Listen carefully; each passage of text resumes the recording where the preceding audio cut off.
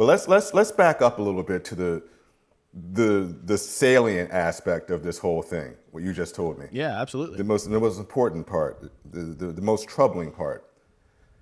Jay Cutler has a podcast? Welcome to Unity Now, the podcast where we discuss unity in the face of division. Inspired by the Unity 2020 plan, we strive to unite Americans by highlighting the middle ground between the two dominant parties and promoting the individual over groups. Each episode, we will bring you exciting, well-informed guests and host nuanced conversations about politically charged subjects. Our goal is to bring an end to the ideological war threatening the collective well-being of this great country. Welcome back to Unity Now. My guest today is Erec Smith. Erec is a writing fellow for Heterodox Academy, associate professor of rhetoric, York College of Pennsylvania, author of the 2020 book, A Critique of Anti-Racism in Rhetoric and Composition, and he's co-founder and co-editor of the organization Free Black Thought, which is a small group of scholars, technologists, parents, and above all, American citizens determined to amplify vital Black voices that are rarely heard on mainstream platforms. And Erec, I hear you listen to some pretty dangerous music, if I'm not mistaken. Yes, I do. All right.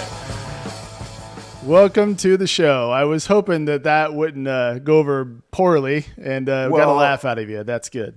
Well, I mean, it is scary because, soon they're going to be demanding that we change black dog to African American dog, and it doesn't really sound the same. Right. Yes. Yeah, I will not lie. I maybe subconsciously did not select that particular song off that album.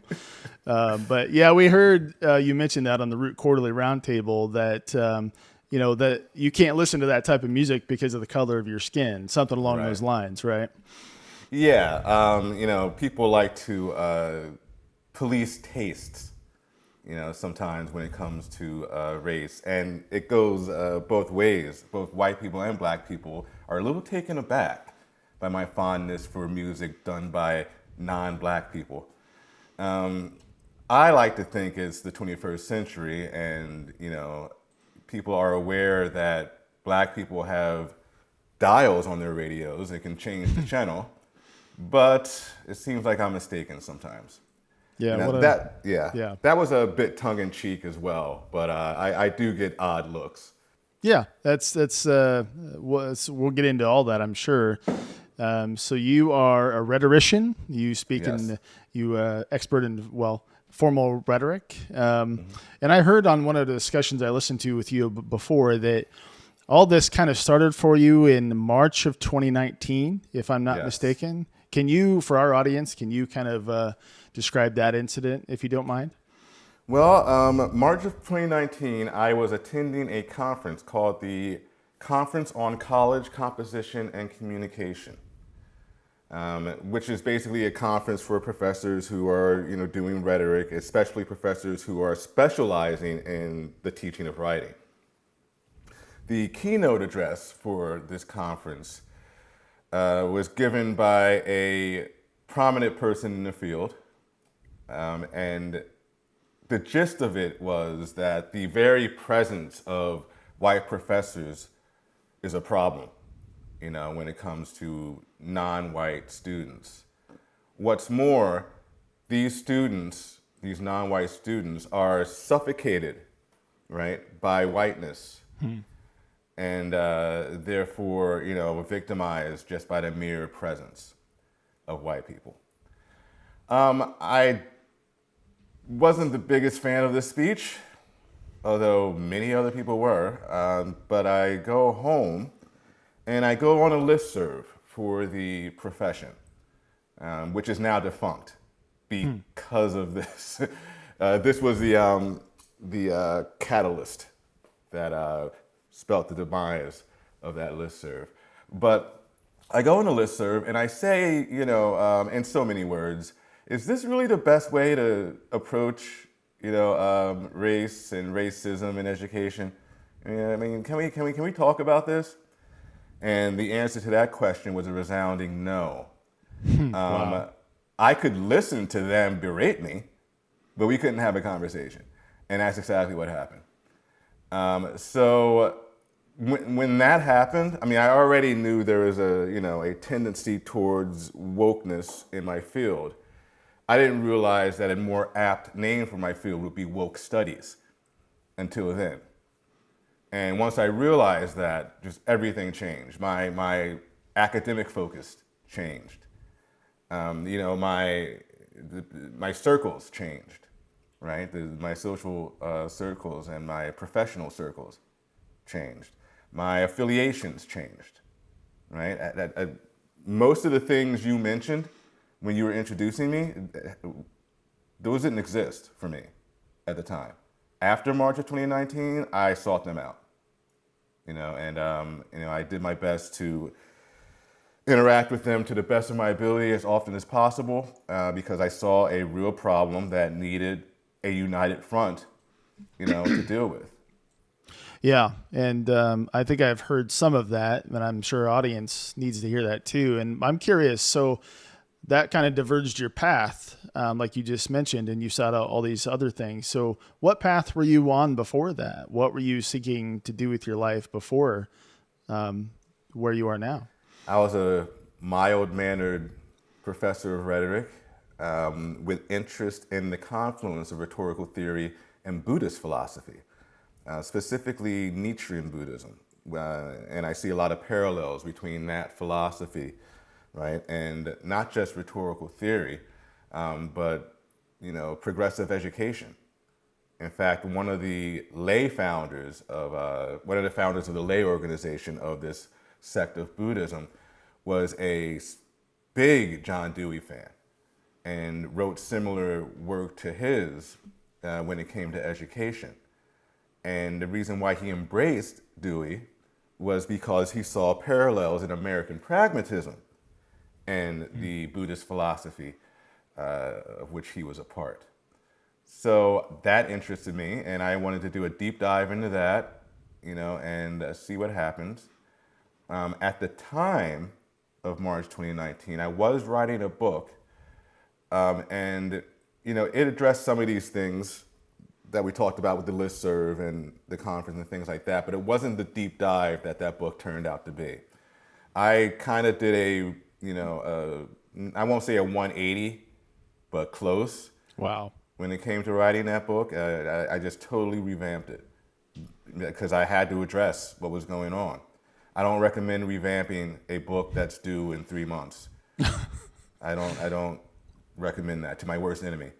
I can only imagine. Yeah. But I felt like it had to be done, so I did it.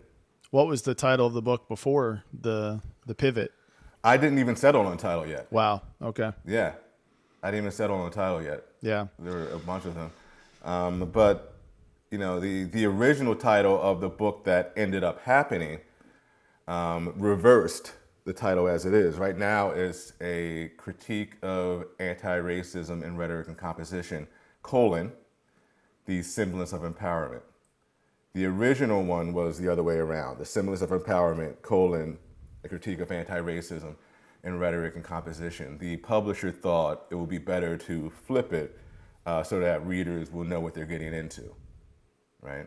Yeah. And I got that. I mean, it didn't have the same ring aesthetically to me, but that's less important than getting it out there. Yeah. And then did you lose, like you said your colleagues changed. Did you lose friends or colleagues or even family members during this transition? People who I thought were cool with me clearly were not suddenly. Yeah. There's not people don't really want to be associated with me. I'm a bit of a pariah. But mostly it's me finding other circles, heterodox, free black thought, right? These are the ways that I changed my circles. And those circles are more like-minded, and like-minded yet diverse, right? And that we all see issues with what we're calling the woke movement or the Great Awokening or things like that, but it doesn't mean we all agree 100%. which is kind of the point, which I'm Yeah. happy to have. That's the viewpoint diversity that is missing from my field. So that's all good. Yeah. So if you were to give like the devil is due, in the Wokistan, wokeness, all these things, what things are they getting right, if anything, in that kind of mindset? That's a good question. Nobody really talks about that anymore. What are they doing right? Well, we've lost so much of it, I'm sure. Yeah. Right. Well, a lot of this comes out of or is influenced by critical race theory. And critical race theory had some good ideas. Intersectionality in its original conception was a good idea. We're not just one thing. We're, an intersection of various things. And perhaps that should be taken into consideration, right? The original CRT was also anti-essentialist. Because of intersectionality, you can't really pin anybody down, right? But both those things seem to have morphed into something different today. Intersectionality is now a marker of ethos, which is to say the more downtrodden intersections you have, the more prowess you have in a certain circle, right? The more right you have to speak. The more privileged intersections you have, the less right you have to speak. Anti-essentialism is not a thing. Even if intersectionality is embraced as a confluence of intersections, you're still essentially that confluence. You're stuck in that box of some immutable, some mutable characteristics, but you're still stuck in a box. It's just a more eclectic box. Yeah. So what it gets right, it had gotten right, and now it's getting wrong, I guess. What's more, it is important to point out the kind of invisible racism that happens, and that's what they're talking about with institutional racism, right, with certain policies and things like that. But what they add to that is this ubiquitous nature of racism. It's always happening everywhere. You just don't always see it. Right. And that's, again, a bastardization of what was originally meant. So, there are seeds of good ideas within the woke field, but we don't always see them. Yeah, it seems like so much of it has been so bastardized and overshot the goal. There truly is still racism, of course, in the country, Right. but to say everything's racist all the time and exists everywhere, it's probably doing more to hurt the effort to end racism than it is to help it. Would you agree with that, or would you say it's still kind of helping? No. I think it's doing more harm than good. Yeah, that's terrible. And so you are working on one of the terms, and one of the things you work on, I've heard you talk about, is empowerment theory, but trying to help empower people the right way as individuals. Can you go into that a little bit?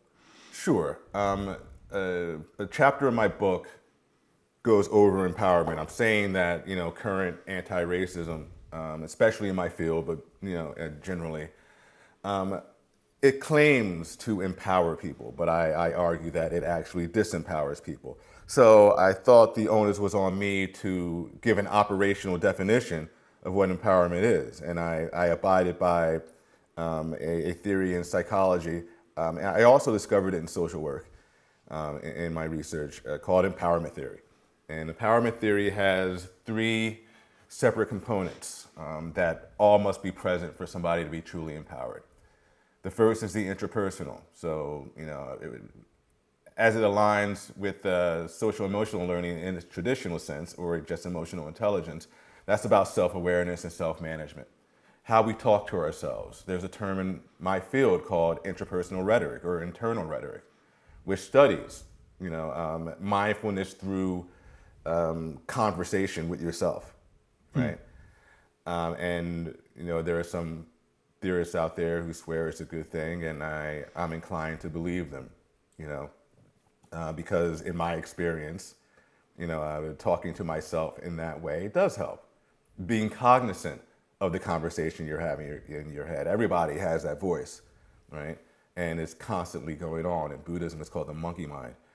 But you can monitor that chatter, turn it into a productive conversation with yourself, your memories, your hopes and fears and things like that, and get a better idea of not only who you are, but who you are in particular contexts, which is how we get to the second component of empowerment, which is the interactional.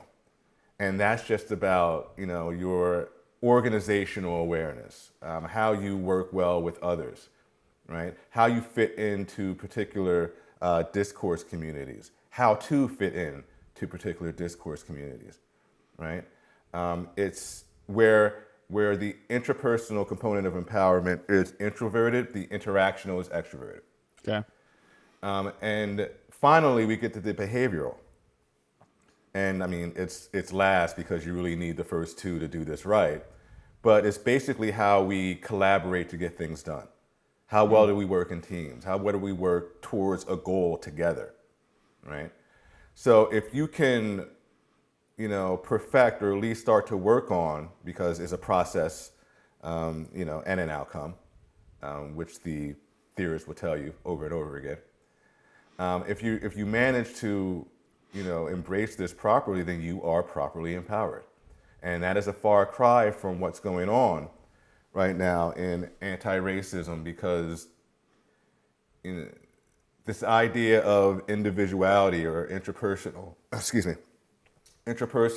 agency, right? That is downplayed substantially because there's this racist system out there and there's nothing you can do about it, right? The oppressors are going to oppress you, done, right? So that also obviously taints interaction with people, especially people of other races or people within your race who don't agree with you, right? So that's gone. And then working together to get things done. Well, talking about original critical race theory, some of the founding fathers, if you will, started to complain when they saw that people were ignoring the material aspects of society and embracing the idealistic aspects of society, the symbolism, right? The word choice and things like that. And that wasn't getting things done, right? You get things done by, reality testing, looking at the world, seeing what's going on and addressing those material issues. That was not going on. That is not going on in a lot of anti-racist circles. So the behavioral component of empowerment is now out, right? There is the pedagogical equivalent of empowerment theory, or the closest thing to it anyway, was social emotional learning. And social and emotional learning originally, again, this gets bastardized too, originally was about, self-reliance, right? Working well with others, a lot of the things I just mentioned with empowerment. Ultimately, it's about self-awareness, self-management, social awareness, and relationship management. Those are the four main components. And if you work on those things, then you will create resilience, grit, right? Now, social emotional learning is embracing your emotions insofar as they align with social justice goals, right? To save the world or something like that. Some utopian sense of where we can be. Right. And because it's targeted, you're not really doing the child or the student a service, right? Because it's not about what that student needs. It's about what the movement needs, and we're going to talk about this stuff as long as it perpetuates this narrative of victimhood, right? Yeah. So that's and they're calling that social emotional learning. So they even took that and spun it. I've been saying lately, if I want to make a comparison between old social emotional learning and new social emotional learning, old social emotional learning basically said, if you get knocked down 7 times, get up 8, right? We've heard that one before. Yeah. New social emotional learning says, if you get knocked down once, stay there Demand that somebody pick you up. And while you're down there, berate all the people still standing for their upright privilege. That's the new SEL. Right. And that is a far cry from what it should be. Yeah, it's like I talk about this in the podcast often, how like I was a self-confessed right-leaning person. I was in an echo chamber here in Indiana. I listened to only right-leaning news sources. I voted Trump in 2016. And I believe things like, oh, everybody should just pull themselves up by the bootstraps. But it's not all the way the other way either. It's not that everybody should pull you up. It's somewhere in between where you need to help yourself up, but it's okay for others to step in and help you until you can stand on your own 2 feet.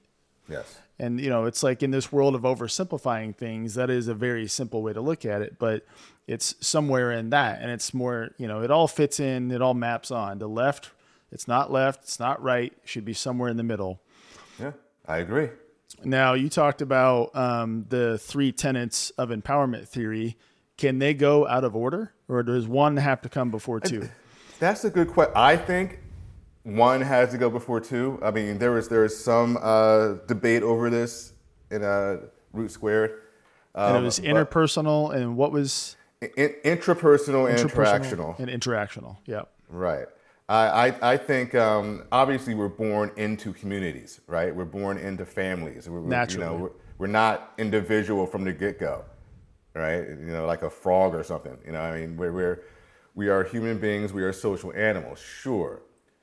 But once you get past that ontological socialness, right, and get into making your own decisions, creating your own goals and things like that, that's the intrapersonal component that I think should come before voluntarily moving into communities, right?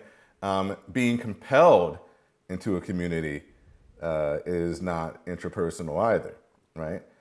So in my opinion, you have to do that one first. Now, obviously, they're all, there's a confluence, within, a person. That's how it's embodied, right? Right. But I think if we had to go in order, I think the order should be intrapersonal, interactional, and behavioral. And that's the order it tends to be in the research as well. Yeah, it's. I'm a big fan of Jordan Peterson, and his second book, the 12 Rules for Life, Antidote to Chaos. One of the main tenets is to clean your room, which of course people oversimplify and ask him dumb questions like, "Do you clean your room?" But the premise behind it is to take care of your stuff first, figure your own stuff out, your own life out first, and then go out and figure out how you can help the world. And, instead of, embedding yourself in your group, whatever ideology you follow, and like you said before, joining the cause, and before you've even figured out what you're about. And right. Right. This is a hackneyed analogy, but I'm going to say it anyway. When you're on a plane, they tell you to, when the oxygen mask comes down, put it on yourself first, right? Yep. So that you're better able to help other people. That's basically the same principle. Exactly. And there, it's like, again, simplified analogies help explain it, but there's some deep roots in psychology there that help people figure out, what their life should be about. You had, I don't know if you did this on purpose, but it sounds like you spent time in your life, getting to know yourself and figuring out what you wanted to do before you were thrust into kind of this hero's plight to take on the world and fighting back against, Wokistan. Well, I mean, I don't, it's not a hero's plight to me. It's a very frustrated person who's just sick of everything plight. But there are other people out there as well. I mean, if we want to use hero terms, then we're more like the Avengers than any kind of, standalone superhero or something like that. And I'm fine. I don't care which Avenger I am, as long as I'm part of the group and we're doing something about this. You know what I mean? Yeah. Yeah. I could be Hawkeye, it's fine. Well, yeah, I mean, the Avengers even went kind of woke when they had to give Captain America's shield to Hawkeye, or not to Hawkeye, but to, the black guy that was flying around. That happened on their TV show. Yeah, but yeah. he was the right choice. Don't you think he was the right choice? He was the right choice. He was the right choice. Yeah. It definitely wasn't that new guy they had. Right. So there you go. All this kind of skews our views on things. I don't know if you heard about this stuff going on kind of in the media the last 2 weeks, but Sage Steele, ESPN reporter, got in trouble at ESPN, was suspended a week as a biracial woman herself, just made some comments about Barack Obama, not noting that he was biracial somewhere, and on Jay Cutler's podcast, and outrage ensued, and she was suspended because she doesn't fit that narrative. She doesn't make statements or fit into that group ideology. Right. And that ideology, there's a tacit allegiance to that ideology, right? And the right thing to do is to follow it, to the point where if you're not the right kind of black person, white people will punish you for that. Right. Yeah. So the irony of that is apparently lost on all these people. But let's back up a little bit to the salient aspect of this whole thing, what you just told me. Yeah, absolutely. The most important part, the most troubling part. Jay Cutler has a podcast? Apparently. Is he a good host? I don't know. I Okay. only, I go into Twitter land to kind of see what those people over there are talking about. I don't step into the fray a lot. That's I keep smart. Twitter available just to know what to talk about here a lot of times. And she was trending one day, and I thought, dear God, why is she trending? And that's why. And I just saw a clip of a video. I didn't even hear the sound. Okay. I mean, isn't that guy kind of a miserable? I mean, I don't know. I don't know him personally. Right. Obviously. Yeah. No, he's an Maybe he's a idiot. great And guy. I'm Okay. a Denver Broncos fan, and he set us back a few years. I remember. Speaking of people that set you back, the NFL, that is, last night, you probably heard the breaking news, right? And this probably, again, things get skewed in today's views, like what's really racism, what's really misogyny. But this probably is John Gruden, right, with the Raiders. Did you hear any of the quotes? Yeah, I heard some of the quotes. They're definitely homophobic. Yeah, that's absolutely. one you can't deny. There's plausible deniability with what he said about the head of the Players Association, Erec Smith. You're right. Now, right. why is there plausible deniability? Oh, this is going to be uncomfortable. You don't have to answer if you don't want. Well, I mean, no, it's because I'm very curious. I didn't intend to ask you this, but you brought it up. He apparently wasn't aware of the stereotype about African American lips. Right? Yeah, Mine but are was big. he? Right? Yeah, I don't know. I bet he was. Yeah, I mean, it's maybe just by itself, like you said. Yeah. But when you compare it with everything else, Right, with everything we found else. out he said, no, he's probably just an asshole that deserves to not have a job for $10 million a year. There's a term in rhetoric coined by Kenneth Burke called clustering. It's this idea that if you see a certain number of words always together, you can have a pretty good idea of the ideology of that writer, right? Or who he's trying to reach, or she's trying to reach, or something like that. Yeah, you can cluster. Based on clustering, yeah, he's not cool. Yeah. So you make a good point. Yeah, and it's sad to see. I mean, he's a funny guy to watch. He's a character, but it is what it is at this point. And there was no way he was going to survive, even with probably the first thing coming out. But yeah, I was looking at my wife when this broke last night. We're recording this October 12th for context for everyone. And yeah, it went really quick, really fast. Back to kind of what you're working on. I hate to stray into the media and what's going on there, but do do you feel like, do you get a sense that you're helping anyone? Do you get a sense that you're reaching people, changing any minds? Are you helping particular students, classes, things like that? I don't know if I'm changing minds, and that's okay because that's not really my goal. My goal is to, get the people who are confused, trying to figure out what's going on, and give them an angle that they probably wouldn't hear otherwise, right? 'Cause the people who are open and haven't made their, conclusions yet. I mean, the leaders in my field, there's no way I'm going to get them to admit out loud that I have a point. They may think it. They're never going to admit that out loud for several reasons. But there are other people, the eavesdroppers, right? The people trying to figure out what's going on with all this. That's who I'm really talking to. The person with whom I'm debating is the last person I'm trying to convince. They are the catalyst for a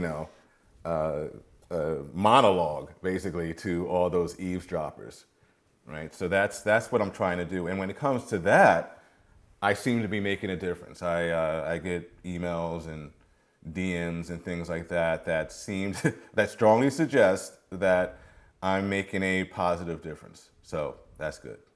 That's fantastic. And have you ever thought of taking your teaching like to YouTube, or do you try to teach on YouTube, like try to reach even a bigger audience? I don't, and that is mainly because it's just another thing to do. My to-do list is, taller than the Empire State Building right now. I can't add anything to it, and that would be a substantial add. I feel if I'm going to do it correctly, that would be a substantial add, and I just don't have the time or energy.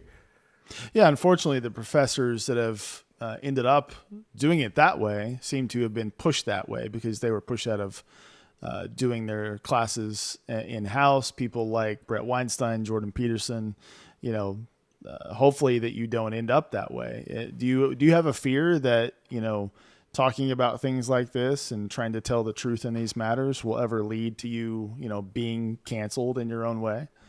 I think about it. It's a topic of concern. I don't know if fear is the right word, because the frustration and anger overpowers the fear, right? That's bigger than the fear. So usually the fear would do. This time for this subject, that's bigger than the fear. So, I don't back off from these things, and I won't. That being said, I'm sure there will be consequences, to some degree. I think I'll be all right. But the consequences would be me having a worse day than I thought I would. That would be the consequence, right? I don't think much else will happen to me. And even if something more than that does, I will land on my feet. Do you seek out new projects to try to get more people to listen to you, or do you just go on about your day and you go on podcasts and things like that when you're invited to talk about things like this? Yeah, I do podcasts and things. Try to write op-eds here and there. That's about it. But that keeps me busy. Where do you see the country going? I've asked several guests before, those that have grown up in America, those that have grown up outside of America, people that have grown up in countries like Sri Lanka that was in civil war for decades. They didn't know any better growing up. All they knew was civil war. Do you think America is headed for any kind of civil war, or I hear leaving? That. Yeah, I hear that more and more every day.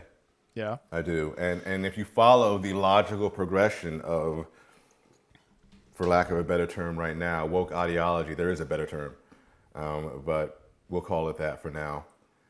If you take it to its logical progression, it is separating people, right, based on immutable qualities, right, and creating this hyper insularity, right, That seems to be the logical endpoint here. And there will probably be, some kind of, capital C contention between here and getting there if we are going in that direction. We can't forget also the communist / socialist origins of critical race theory, critical social justice, which is a better term than woke, and other critical theories as well, and what they wanted to do. The Black Americans have been a point of fascination and interest to communists and socialists for a long time. A long time, about a century. They look at Black Americans throughout the 20th century, and they say, we need an angry proletariat, but this proletariat we're looking at isn't angry enough. In fact, they're becoming middle class. They're smiling. we can't have that. These guys are still pissed. Yeah. They look at the Black Panthers. They're like, those guys are still pissed. We can get those guys on our side, right? Tear down America. They'll be like, yes, sir. So that value to communist thinkers has been around for a long time, and here we are. And a lot of things that are going on with critical social justice, and even critical race theory, is this distrust of classical liberalism, right? Including individuality, including freedom of speech, right? Including, the original ideas of equality, right? Merit. These things are under fire. And these things are the foundation, arguably, I think they are, the foundation of what America is supposed to be. So to be against those values is to, in essence, be against what America is supposed to be. So that is tearing down the system, right? So that you can create a new one, which is what Marx said over and over again, and Lenin and Gramsci, So I mean, I feel like I sound like a conspiracy theorist when I talk about the communist origins of CRT, but I'm not. I mean, it's there. It's all there, clear as day. Well, I was going to ask you, that maybe we shouldn't dive into a conspiracy theory, but do you think it's an organized effort to do this nowadays? Or do you think it's just had enough of momentum from somebody with an organized effort? I think it has. I think it's momentum now. Okay. I think people are riding the wave without knowing where the wave came from. And they have the best of intentions, most of them, right? Mm-hmm. And I don't think there are leaders. I mean, there are many leaders who are fine with the communist origins, but there are others who don't care about that or don't know about it. So I don't think it's organized in a proper sense. Then where did the momentum come from then? Wouldn't it have to be organized at some point? Well, the momentum came from not just the communist leanings, right? Not just critical race theory. I'm sorry, critical legal studies, which comes before critical race theory, but college campuses, especially Harvard and UCLA, where there are protests involving people who we now consider the founding fathers and mothers of critical race theory. And that's where the momentum, the water was there, and it was shaky water.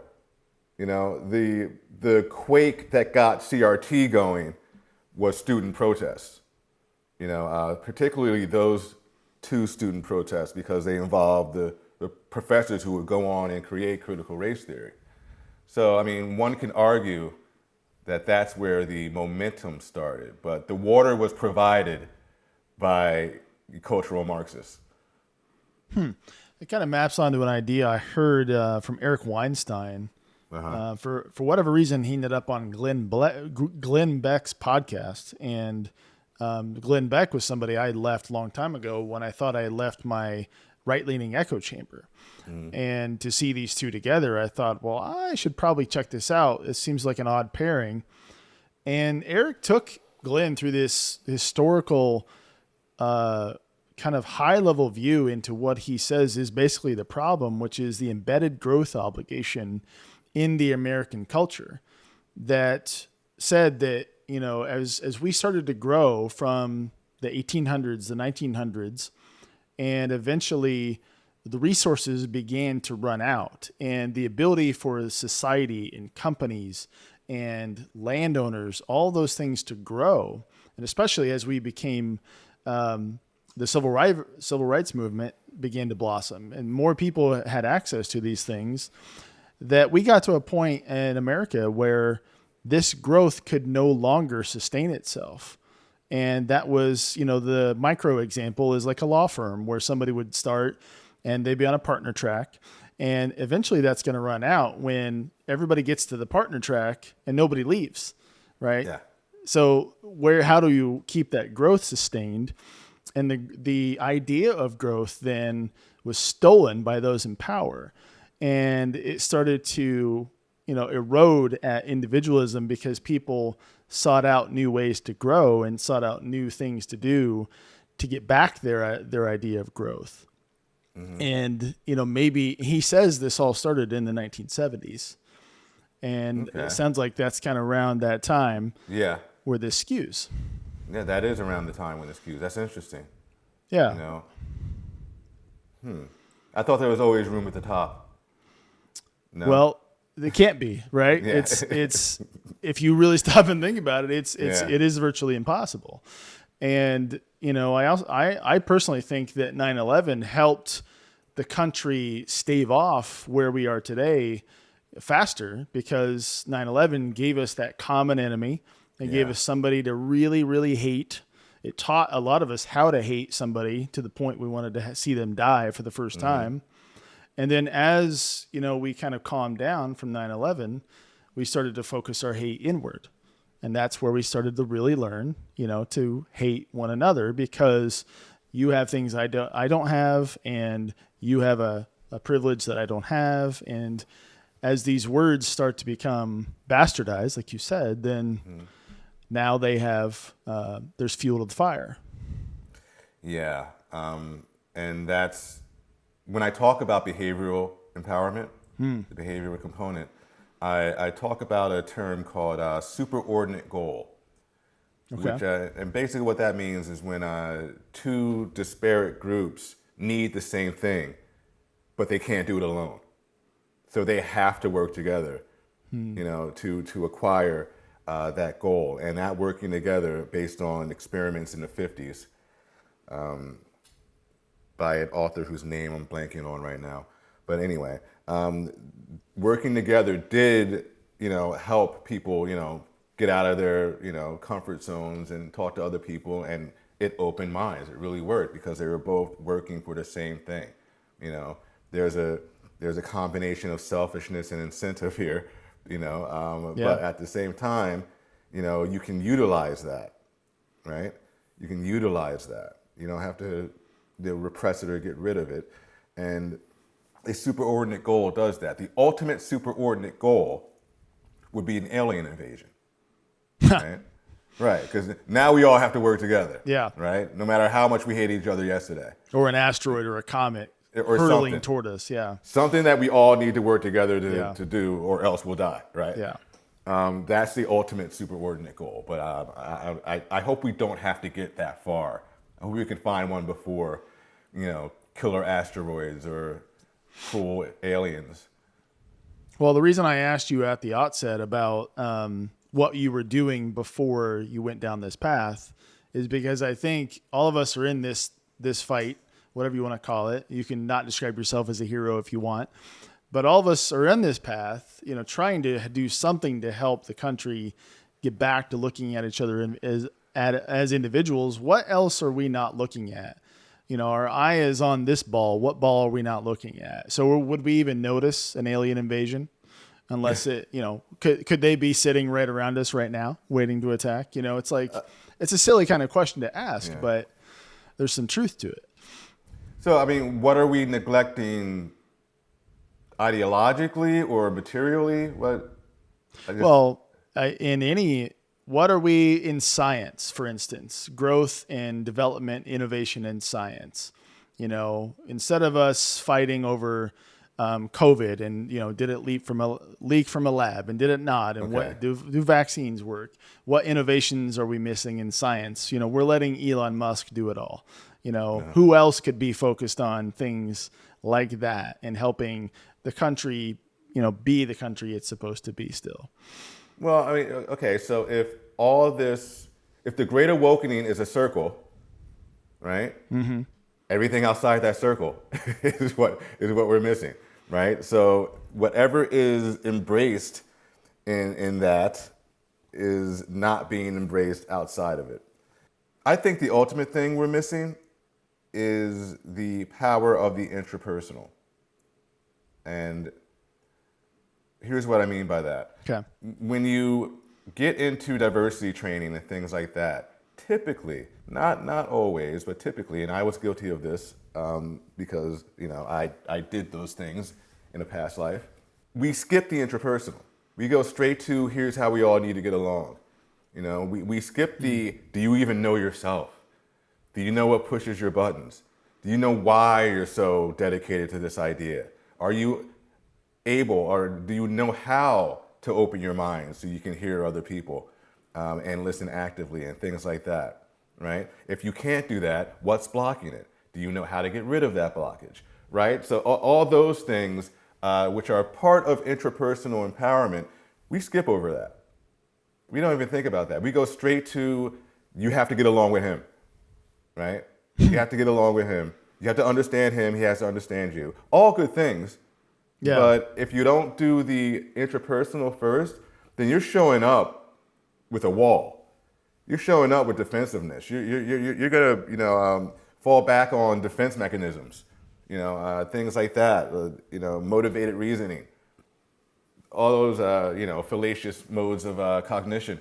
They are there because we don't address them beforehand. So I'm thinking if we are missing anything, it's the power of the intrapersonal. Yeah, and that could be extrapolated into so many different thought processes. Because like you said, if you don't know yourself, if you don't know what motivates you, what scares you, where your anxieties lie, mm-hmm. then how do you interact with anyone outside of yourself at all? Right. Have you ever thought of rewriting diversity and inclusion training for companies and organizations? I'm currently doing that. Really? Yes, you can go online. Empowered Pathways is the organization, and it consists of, well, so far when it comes to race and anti-racism and things like that, Jason Littlefield and I have been working together. Okay. And Sandra Crick to a degree, but Jason Littlefield and I have been working on this, and it is, incorporating empowerment theory and emotional intelligence into, ideas of race, racism, getting along, and things like that, as an alternative to the diversity, equity, and inclusion we're seeing right now, which is, as you already know, disempowering, right? So we're doing a more empowered version of this, right? Is that my dog or yours? That's yours. Yeah, that's my dog. Yeah. She's barking at nothing. That's what she's barking at. Well, odds are my dog will do the same thing here soon. That's okay. Todd's a master sound editor, and he can get that out. We're almost out of time here anyway, and I want to hold myself to that 7:00 time frame you gave me. One last kind of devil is due question on that diversity training that you're working on. What makes you so sure that's even necessary? That diversity training? Yeah. Why do it at all? Why do we need any kind of diversity training? Well, I don't think, here's the thing. This empowerment theory thing, it wasn't created for diversity. It was created, period. So that to people can live, anyone. Right, anybody. So that people can live fulfilled lives, healthy lives, right? And work together, and therefore, improve the society, progress, perhaps, right? So the only reason we're doing this in the context of diversity, equity, and inclusion is to combat what's been going on. That's all. It's a reaction to that. Yeah. Right? How we're doing it in that context. But in a perfect world, we're just doing this. It's not about race or diversity or anything like that. We're just doing it. Yeah. So, I guess that's my answer. So and I heard you discuss, kind of get into it, not an argument, but somebody on that Root Quarterly roundtable kind of challenged. It was really about your words you were using. You were talking about the individual so much. Yeah. She said, I really think the issue is in the lack of community. And she went on to describe, I think, kind of the idea of how we've got society doesn't lean on the church anymore. A lot of us don't have like these groups we belong to.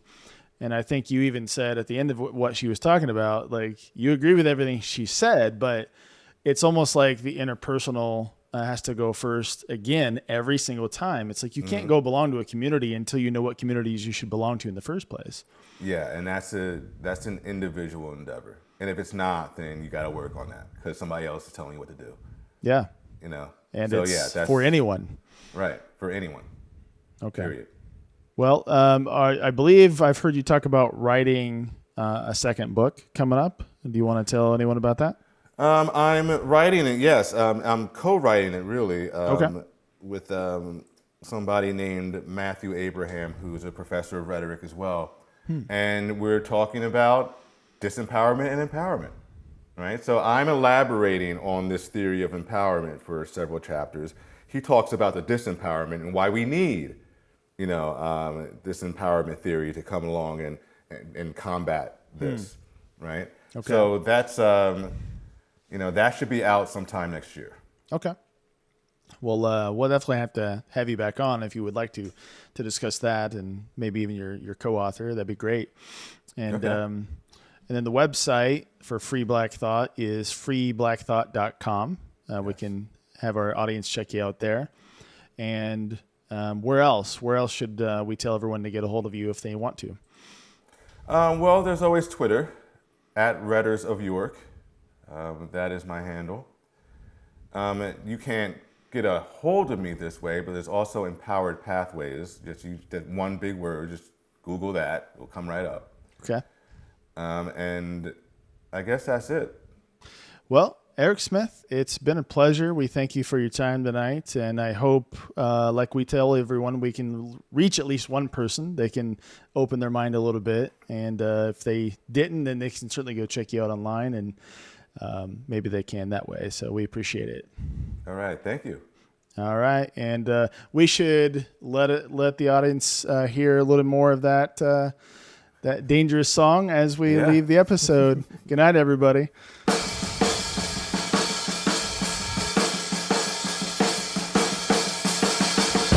Thank you for watching the Unity Now podcast. We'll be back with another conversation that highlights the political middle ground to unite Americans and end the ideological war. In the meantime, we'd love to hear from you. Please comment below and hit that subscribe button.